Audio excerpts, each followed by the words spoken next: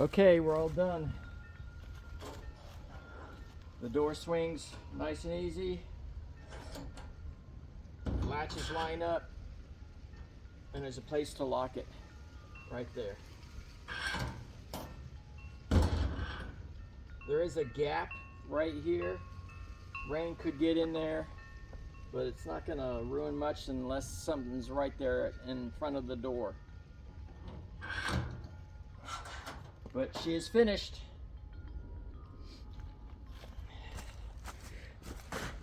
And I've also got tie down.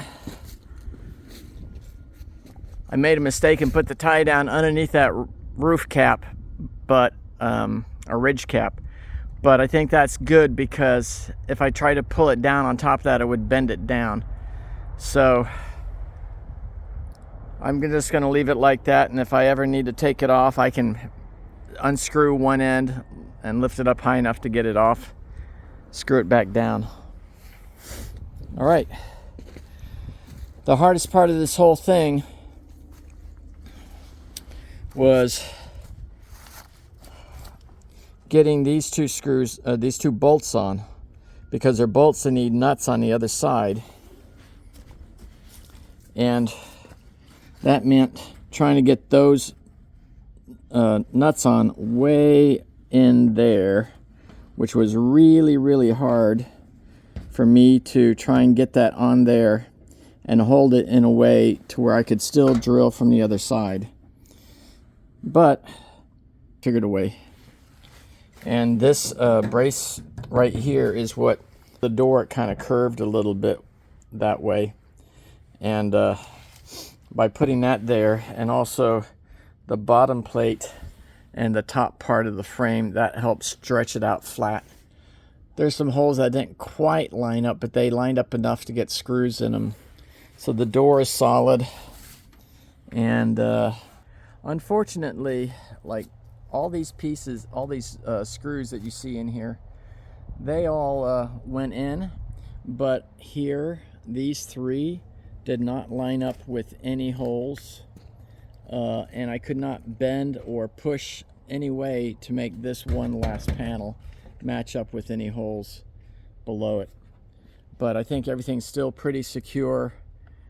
And there's one screw way up there underneath the ridge cap I just noticed that is not screwed in, but I don't see it being a problem until it is. I just wanted to add also the base. I used deconstructed or pulverized, whatever you want to call it, granite, and then I used these 1 foot by 1 foot concrete gardening pavers, but it's just enough for the shed to sit on.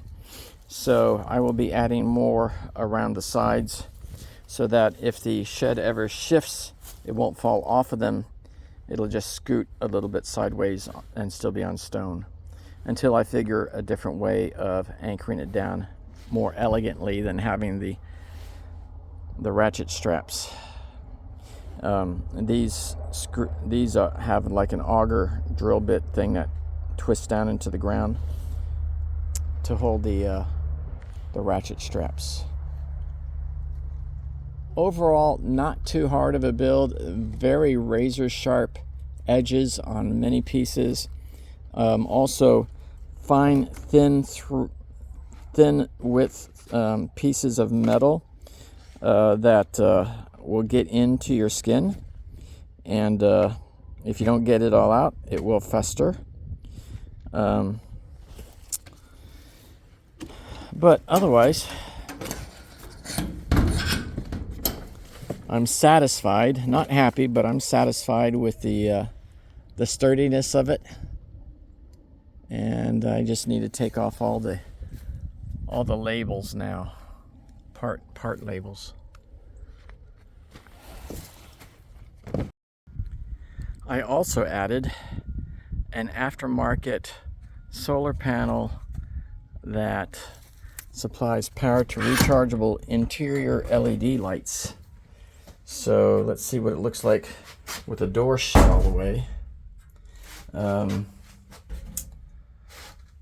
don't know how to keep the door shut and simulate this because the latch is on the outside, but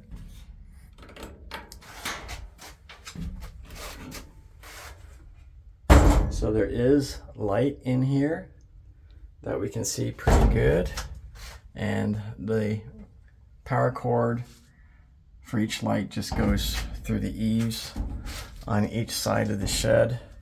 Now if I take them, turn them off, the only problem with these is this pull cord is a very thin, weak nylon cord, which is going to wear at some point, and these are glued together, so it's not like you can just replace it very easily. But let's see. Yeah, definitely a difference, especially if I have something up here on the top shelf. The camera is opening its lens and it's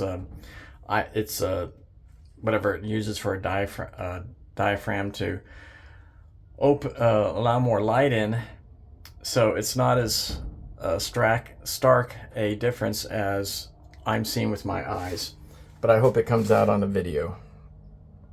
There we go. We got a shed for all of our things. I don't know what to start putting in there first, but I guess we could put our chairs in there that are up on the front porch, and we could put, like, I don't know, digging implements and maybe a bag of soil if we need it, you know, just, I don't know. But there we go. We have a gardening shed, utility shed